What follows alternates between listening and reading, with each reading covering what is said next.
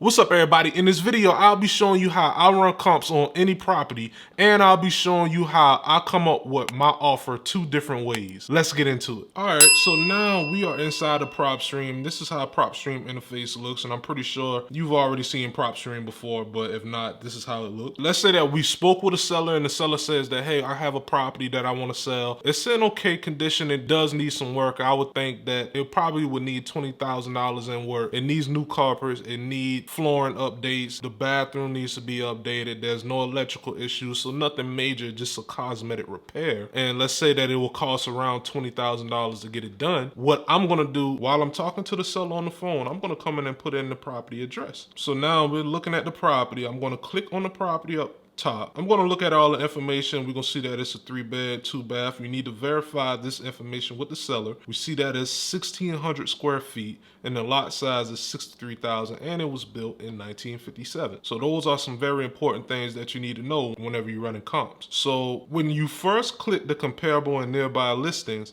you will see that PropStream already have some numbers configured here. Like they have the distance set at 0.5. So any property that's 0.5 miles away from your property will be shown here. And they also have the date range of when the property sold set at a year. And it's plus or minus 20% for the square footage. Now, I normally leave the square footage the same, but everything else, I'm gonna start by tightening up a whole lot. I'm gonna tighten it up to 0.25. So properties that's 0.25 miles away, what you see is 9. And then you see the comps that's here, it's condominium properties. So we wanna make sure that we're comparing apples to apples. So what I'm gonna do, we see that it's a single family home. So I'm gonna go down here and I'm gonna change this to single family. And then I'm gonna change this to residential. And I'm not gonna do anything with the bedroom range yet, but what I am going to do, I am going to change the date range. I'm going to just change it just to start out with to December. And as you can see, that really didn't help anything. It's still 0 comps.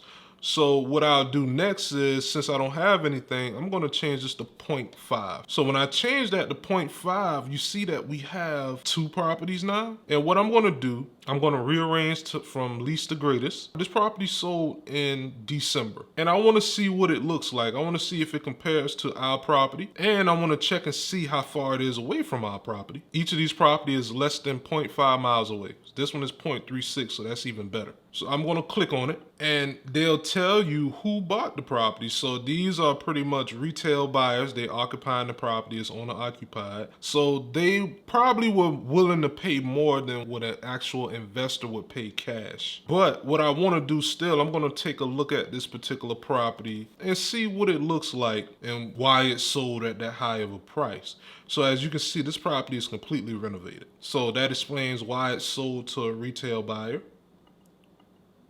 It's in really, really good condition. So I got a couple of things going good for me. I see that the property has been recently renovated. I saw that it sold to a retail buyer. So in a situation like this, I want to check and see if the person that bought the property first and fixed it up, if that is the case, I want to see what they bought it for cash. But first, we're just going to continue to look at the pictures and see that everything is pretty much renovated completely.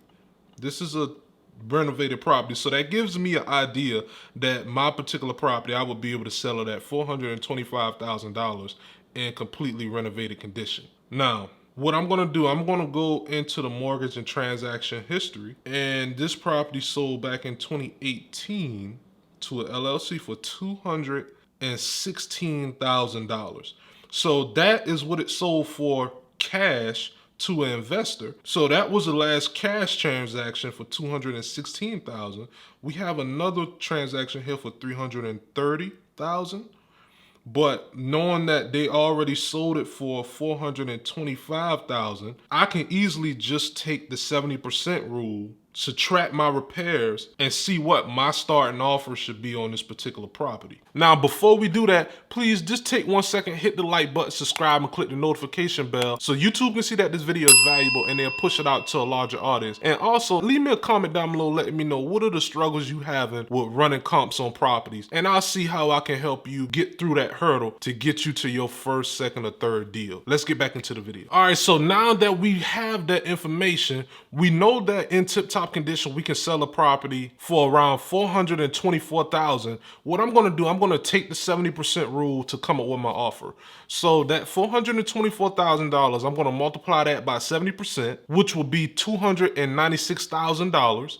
Then I'm going to subtract the repair costs, which will be $25,000. I'm going to subtract that from that number, and that's going to give me $271,800. Then I'm going to subtract my wholesale fee, which will be $10,000, which will give me a max allowable offer of $261,800. Now, with that being your max allowable offer, you never want to start at that number. So what I recommend doing is subtract at least 10% from that number and let that be your starting offer to the seller. So if you subtract 10% from $261,000, your starting offer will be around $235,620. So that'll give you wiggle room for negotiation whenever it come down to the seller. Now, I know that may seem like a low offer to actually offer the seller, but the very first thing that you should really do is see what the seller number is. And if you build enough rapport with the seller and the seller see that you're a relatable person, they'll most likely be willing to give you their number because you built some type of trust with the seller. But if not, you have to give them a starting offer number, and it has to be based off of what the seller has already told you. Now, what I want to do, it's another method called the as-is method that you can use to come up with your offers as well too. But in the market that we currently are in, what we would do is really key in on that 70% rule, because with the 70% rule, you definitely wouldn't go wrong. But I'm gonna hop back in my computer and show you how you can use pending comps to actually come up with your offer as well too, because with pending comps, that tells you where the market is going. All right, so now we are back into my computer, and this time, like I said, we're gonna use the pending comps to see where the market is actually going. Before we use the sold comps, which told us where the market was, the pending comps is gonna give us a better idea of what our price point should be now. Now, you're gonna notice that the prices may be a little bit different, but you gotta make the best judgment on what to use whenever it come down to a situation like this. So I'm gonna go and type in the same property again. And as you can see, we're gonna pretty much do the same exact thing. We're gonna go change this to 0.25.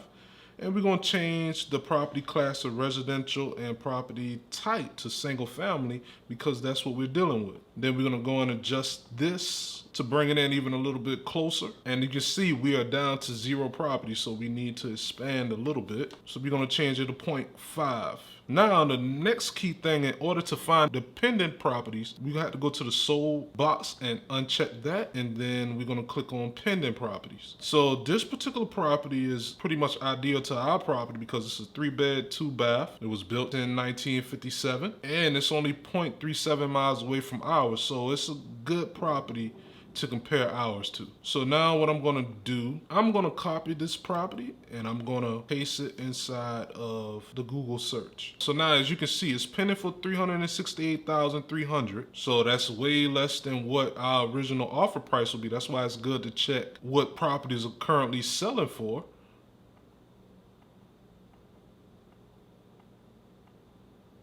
And you can see this is pretty much fully renovated. So now, in a situation like this, you got to use your best judgment. In my situation, what I'm going to do, I'm going to use this particular comp that's pending to negotiate what my offer will be to the seller, because this is what the market is currently doing. The sold comps don't really matter when you're in the shifting market like that. And of course it does if you don't have pending properties. You still have to use the sold properties. But in this particular situation, I'm going to use this particular property to show the seller this is what the property is selling for. So as you can see, our original ARV was $424,000. Now with this particular property, I'm going to use this as the current ARV, which would be $368,300. And I'm going to use the 70% rule with this particular property. So I'm going to multiply by 70%, which will then give you amount of $257,810. Then we're going to use the same repairs. The repairs were around $25,000. So when you subtract that from that number, you will get $232,810. Then of course we got to make our money too, so we're going to subtract our wholesale fee of $10,000, and that will give us a max allowable offer of $222,810. So that will be the cap that you can offer the seller in order for you to make $10,000. And of course, with that being your max allowable offer, you don't want to start at that number. You should subtract 10% from that number, and that would be your starting offer, which would be $200,529. And there you go. That will be your starting offer. That's the number that I'm going to start off with. And then if the seller is giving me any hassle about my offer saying that it's too low, I'm going to show the seller that particular comp that's in the similar square footage. That's a 3-bedroom, 2-bath, and it was built in 1957, the same exact year as theirs. And I'm going to use that as a potential comp for this particular property. And guess what? In a situation like this, what I'm going to do, I'm going to take that particular property and I'm going to do an open house and get all the cash investors in.